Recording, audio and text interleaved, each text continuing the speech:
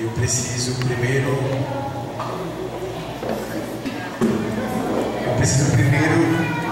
agradecer a esses senhores e senhoras que aqui estão, que vieram comigo. A gente tem uma palestra agora no sítio São Vicente. Vem pra cá e daqui a gente vai para uma outra palestra em Souza, no bairro do Jardim Iracema. No meio do caminho, quase que o carro capota. Ensinaram a gente um caminho todo estranho, quer dizer, a gente perdido nos caminhos. Essas mentoras. Isso aqui foi um bolo que caiu nas minhas costas, por isso que eu fui logo limpar ali. Mas enfim, estamos bem, estamos prontos para estar aqui hoje à tarde com vocês. É sempre para mim muito gratificante quando eu sou convidado para conversar sobre saúde da mulher. Primeiro, por trabalhar com mulher diariamente, por conhecer, estudar e, sem sombra de dúvidas, aprender a cada dia nessa convivência com vocês. Então, para quem não me conhece, meu nome é Guilherme, eu sou de Souza, na verdade eu sou de Recife, mas moro em Souza há 5, 6 anos, onde exerço lá a minha profissão como ginecologista e obstetra. Agradecer o convite de estar aqui hoje com vocês. Tentarei ser breve para não cansarmos, mas tentarei deixar aqui hoje uma mensagem. Uma mensagem, antes de mais nada, uma mensagem provocativa. Eu vou provocar vocês. Eu vou fazer vocês analisarem, pensarem sobre algumas coisas importantes relacionadas com a vida. Mas claro, eu fui convidado para conversar sobre saúde da mulher, então eu vou começar falando sobre saúde da mulher.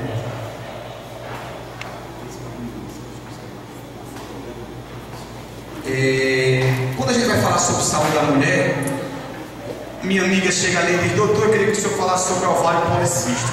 Aí a outra diz: eu queria sobre mioma, eu queria sobre câncer de mama, eu queria sobre corrimento. Enfim, existe uma infinidade de assuntos que poderiam ser abordados em relação à saúde da mulher. Eu vou falar de todos.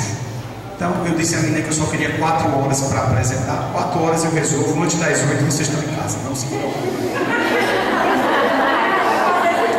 Vamos começar conversando sobre corrimento genital.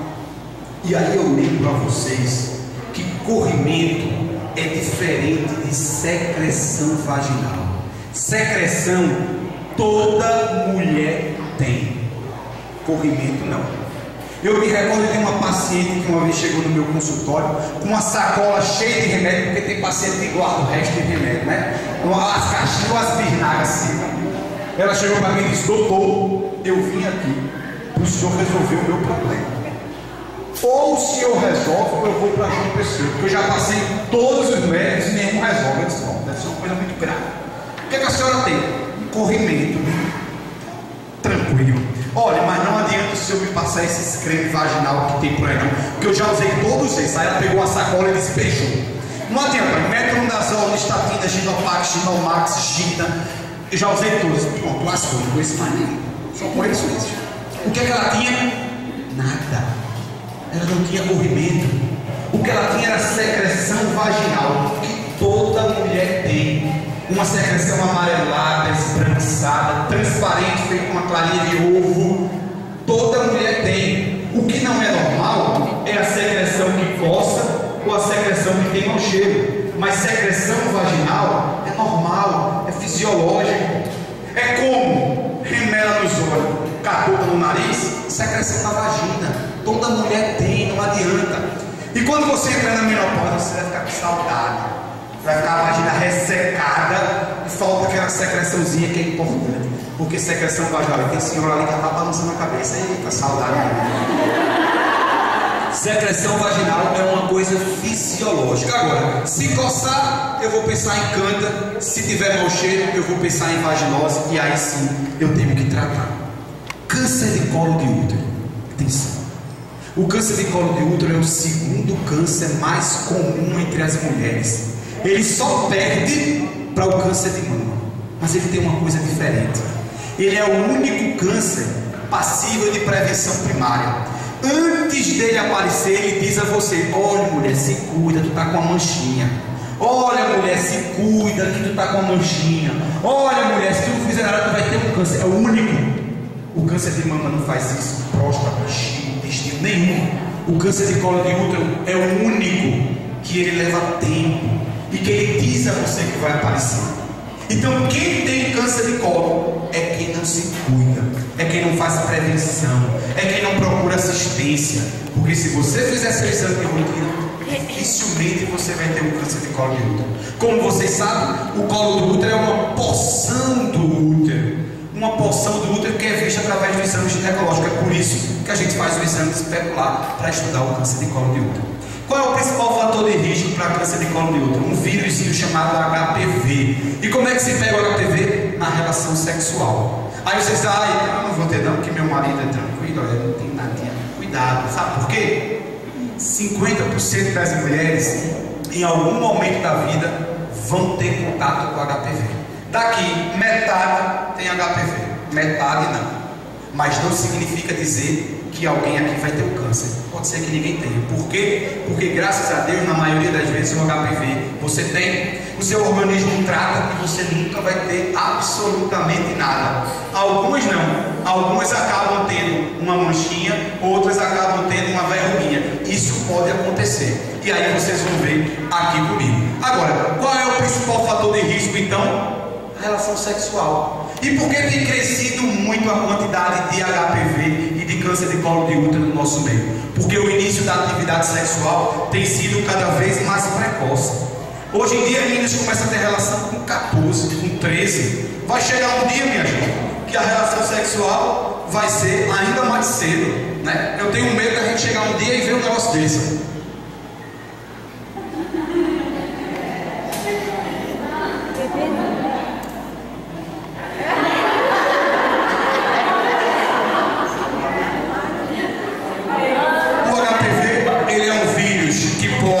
Atingir o colo do útero. Se atinge o colo do útero, pode causar uma manchinha. Essa manchinha pode crescer e virar um câncer.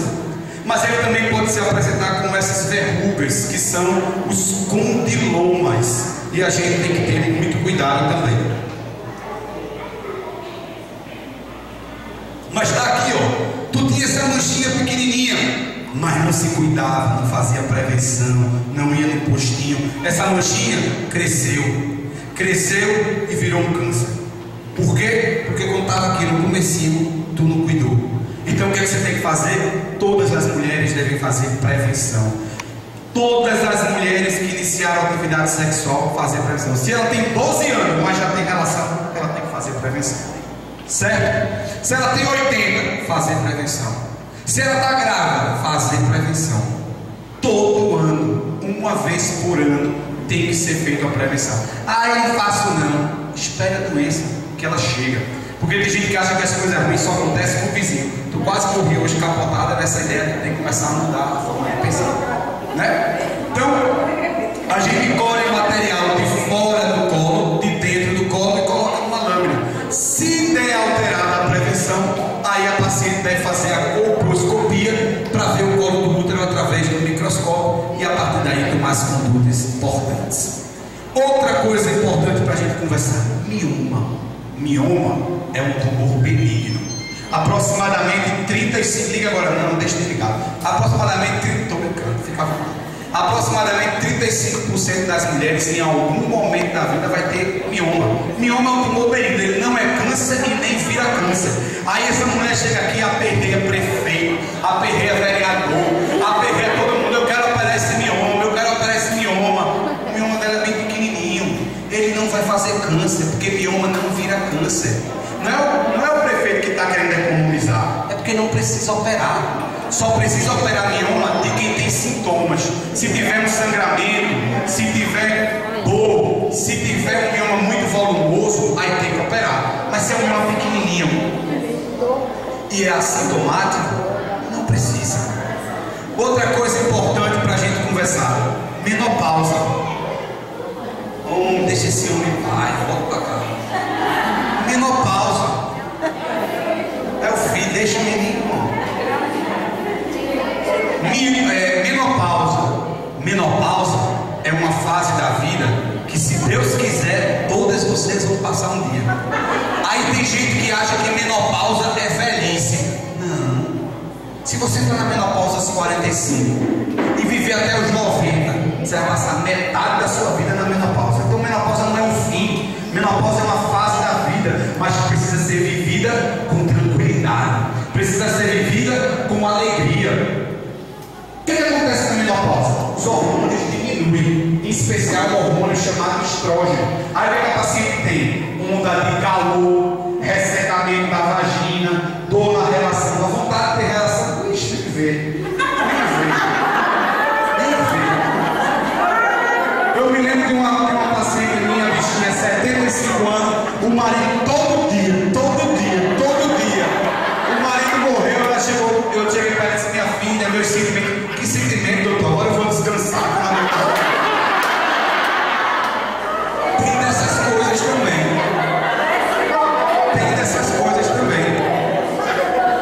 Algumas pacientes também apresentarão osteoporose e o maior risco de doença cardiovascular. E o que é que eu faço numa paciente? O que é que eu faço numa paciente na menopausa? Primeiro, oriente. Alimentação. Comer alimento rico em cálcio, rico em soja, muito leite, queijo e iogurte. Ter um cuidado, fazer uma atividade física. Cadê o PSF daqui? Se aqui tem NASH, botar esse pessoal para fazer atividade física, caminhada, todos os dias. Isso é importante. Além, claro, dos cuidados com o seu corpo, dos cuidados com a sua saúde. Outra coisa importante, agora eu quero a atenção de vocês. Câncer de mama. Câncer de mama é o câncer mais comum entre as mulheres. Só para vocês terem uma ideia, mulheres entre 35 e 55 anos. Quem tem aqui 35 e 55 anos, levanta a mão. Entre 35 e 55 anos, levanta a mão. A principal causa de morte em mulheres entre 35 e 55 não é infarto, não é AVC, não é aneurisma, não é assassinato, é câncer de mama. Atenção! Por isso é importante que vocês tenham alguns cuidados. Primeiro, aqui, lembrar que a mama, ela também é feita por um músculo. A mama não é só uma glândula, a mama tem um músculo por trás. E é importante lembrar isso. Sabe por quê? Porque tem mulher que chega e diz: eu vou fazer mamografia nada, vou dando aquele negócio apertando meus peitos, eu não tenho nada aí, então eu vou ter doença. Se engana. Aí sabe o que ela chega para mim e diz: doutor, faz 3 meses que eu não durmo, eu acho que eu estou com câncer de mama, eu estou com uma dor na mama, doutor, que eu não consigo mexer o braço, que a minha mama dói. Sabe o que ela tem? Dor muscular. Ela passou o dia fazendo uma faxina, carregando peso, pegando água, qualquer coisa, batendo no marido. Aí a mama doeu, porque ela fez um esforço físico a mais. Ela fez um esforço físico a mais. Sabe por quê? Porque o câncer de mama, na maioria das vezes, ele é silencioso. Só não pode colocar no YouTube. Ele é silencioso na maioria das vezes. Todas as mulheres precisam saber disso. Quais são os principais fatores de risco para o câncer de mama? Primeiro, ser mulher. Mas homem pode ter câncer de mama, porque homem também tem mama, mas é muito mais comum nas mulheres. Mais comum nas mulheres acima dos 40 anos. Mais comum nas mulheres que têm história pessoal. Se você tem uma irmã ou uma mãe com câncer de mama, a chance de você ter é maior. Então, quais são os fatores de risco? História pessoal e familiar, mulheres acima de 40 anos, mulheres com obesidade, mulheres que não têm uma alimentação saudável. Então tenha cuidado com o seu corpo, cuidado com você. Fazer a mamografia todos os anos. E lembrar que a ultrassom ela é só complementar. Não adianta fazer só ultrassom não, tem que esmagar a mama e fazer a mamografia mesmo. Viu? Tem que fazer a mamografia, a ultrassom ela só complementa.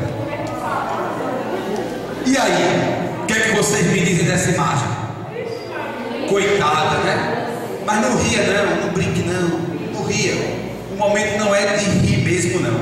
O momento é de fazer uma avaliação sobre a vida. Essa mulher é bonita, olha a cor dos olhos. Essa mulher é bonita, olha o sorriso. Mas essa mulher teve 2 cânceres, um em cada mão. E aí, eu pergunto a vocês: quantas de vocês questionariam até se Deus existe?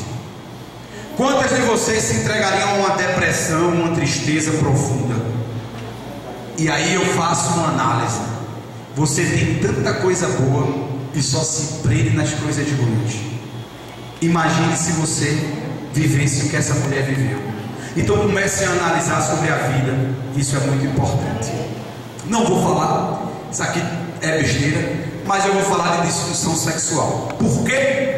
Porque é muito comum hoje as mulheres chegarem no consultório. Esses cabas gravando, eu vou ficar inibido para falar essa safadeza agora. É muito comum as mulheres chegarem no consultório dizendo que estão com dificuldade de ter prazer, que não conseguem ter prazer na relação sexual. Antigamente, as mulheres só tinham relação sexual para dar prazer ao parceiro. Hoje não é para dar prazer. Hoje é para dar prazer, mas é também para ter prazer. E aí, o que é que falta muitas vezes para a mulher ter prazer? Uma boa lubrificação. Muitas mulheres têm dor na relação sexual porque não tem uma boa lubrificação. Não tem orgasmo porque tem dor. Tem dor porque não tem uma boa lubrificação. Então é importante a lubrificação. É importante o beijo, o abraço, a prévia antes da penetração, para poder ter uma relação prazerosa. Mas sabe como é que é hoje em dia? O camarada chega e diz: minha filha, eu só tenho 20 minutos de almoço. Aí liga para ela: já tirando a roupa que eu estou chegando. Só quem vai ter prazer é ele. Ela não vai ter, né?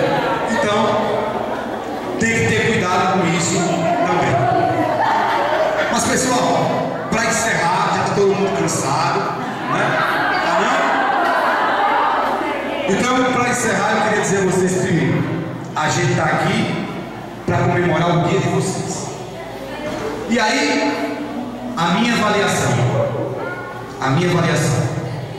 não existe nada mais perfeito, não existe uma obra de Deus mais perfeita do que a mulher. Por quê? Porque você é capaz de fazer tudo que um homem faz, mas só você é capaz de gerar dentro de você um outro ser. Isso é a mulher. Então, se precisa homenagear a mulher, não hoje, mas precisa se homenagear mulheres todos os dias. Se eu tivesse que representar uma mulher, como é que eu representaria? Eu poderia representar uma mulher como uma flor, mas eu prefiro representar uma mulher como essa máquina aqui, perfeita, que para esse parafusozinho rodar, isso aqui tem que estar funcionando bem direitinho. Se isso aqui não funcionar, isso aqui para. E assim é a mulher.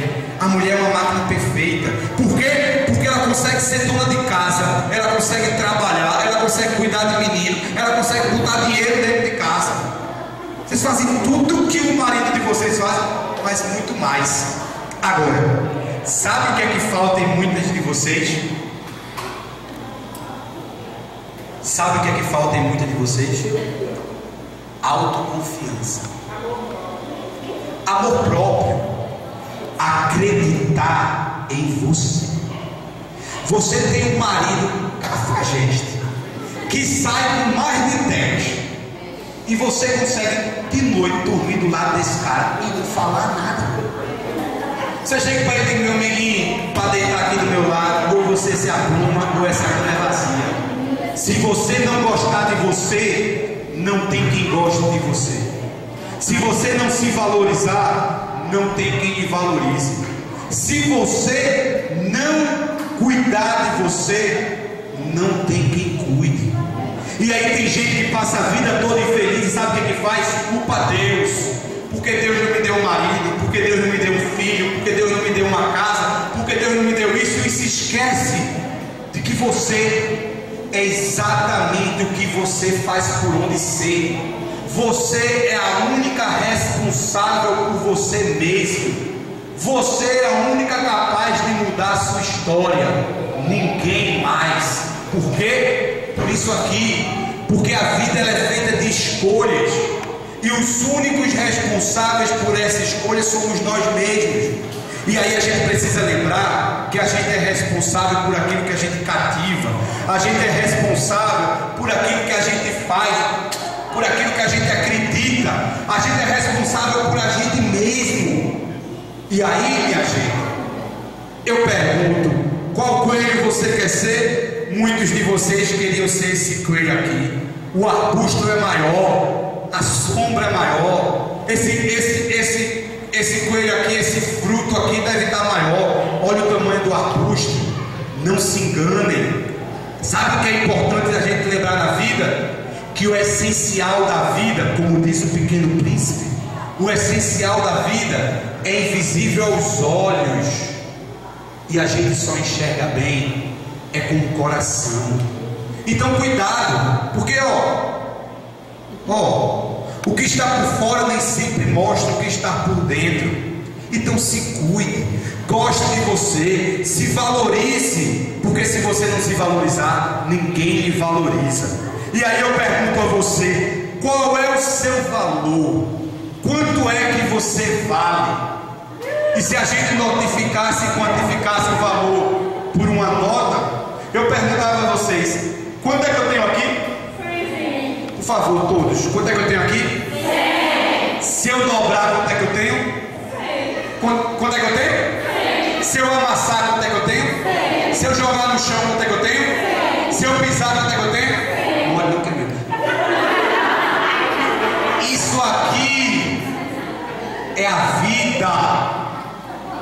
Existem alguns momentos na vida que a vida lhe dobra, que a vida lhe amassa, que a vida lhe joga no chão, que a vida lhe pisa, mas o seu valor, ele continua o mesmo. E o seu valor quem dá é você.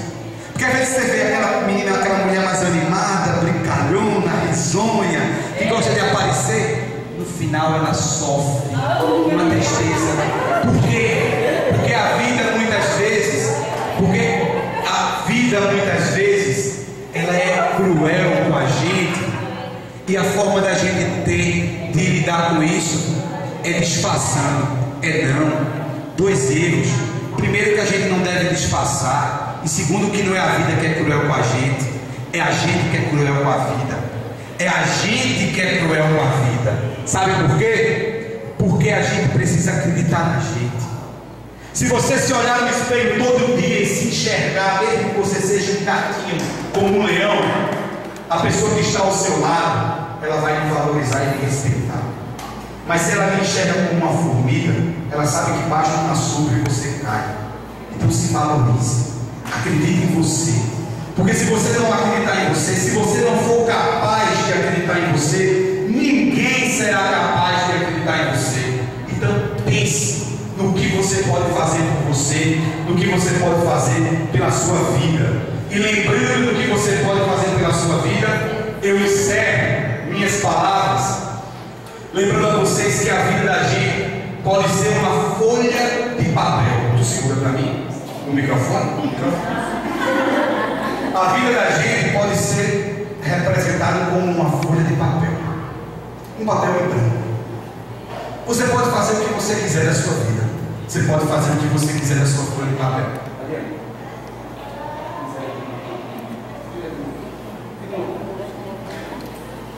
O que você faria na sua vida, se sua vida for essa folha de papel? Tem pessoas, preste atenção aqui, esquece o menino lá atrás. Tem pessoas que passariam a vida toda em busca de ter. Porque tem gente que acha que o importante na vida é ter um carro, é ter uma casa, é ter um marido, é ter um filho, é ter. E o essencial da vida é ser, antes de qualquer coisa. Aí passou a vida toda em busca de ter. E ele passou a vida toda querendo ter, nem que fosse, olha para cá, nem que fosse uma meia casa. Mas ele queria ter nem que fosse uma meia casa. E passou o resto da vida toda em busca de ter. E não ficou mais satisfeito com a meia casa. Agora o que ele quis foi uma casa inteira, uma casa completa. E ele continuou em busca busca e achava que o importante era ter, e ele não queria mais uma casa, agora o que ele queria era um carro. Ele queria um carro para sair andando para um lado, para o outro, para um canto, para o outro. E aí ele se enganou, mas ele continuou querendo. E agora ele não queria mais um carro, o que é que ele queria agora? Um avião. Isso é a gente muitas vezes, viu? E aí ele queria um avião. Sabe o que aconteceu? Como todos nós, um dia nós iremos morrer. Aí esse camarada que passou a vida toda querendo ter, ele queria ter uma minha casa, um carro, um avião. Quando ele morreu, estou rasgando. Quando ele morreu, o que foi que aconteceu? Ele levou uma punhalada da vida. Sabe por quê? Porque quando ele chegou no céu, disseram a ele: você passou sua vida toda procurando ter. Você queria ter uma casa, você queria ter um carro, você queria ter um avião, e o que você ganhou foi um punhal, para aprender que o importante na vida, se for ter alguma coisa, é isso aqui. Isso aqui? Um punhal? Não. O importante na vida é ter isso aqui: Jesus Cristo. Boa tarde.